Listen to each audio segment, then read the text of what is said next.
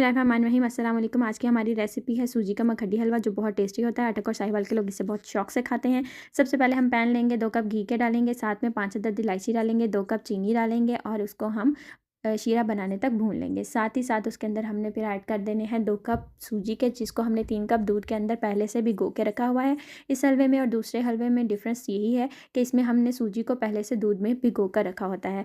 लें जी, अब हमने ऐड कर दी इसके अंदर सूजी और इसको हम पकाएंगे तब तक जब तक जो हमारा सूजी का हलवा है वो अपना सारा घी जो है वो सेपरेट आउट ना करते। साथ ही साथ इसके अंदर हम ऐड कर देंगे ड्राई फ्रूट्स को और फिर इसको हम भून लेंगे। यहाँ पे मैं ऐड करूँगी अपना एक सीक्रेट इंग्रेडिएंट मलाई, वो है तकरीबन 5 टेबल स्पून। उसको मैंने हलवे के अंदर ऐड कर देना है और उसको थोड़ी देर के लिए भून लेना है। भूनने के बाद आप देखेंगे कि हमारा मक्खन मलाई जैसा हलवा जो है हो जाएगा तैयार। उसको डिश आउट करें, सर्व करें और इन्जॉय करें। अगर वीडियो पसंद आए तो लाइक करें और चैनल को सब्सक्राइब करें।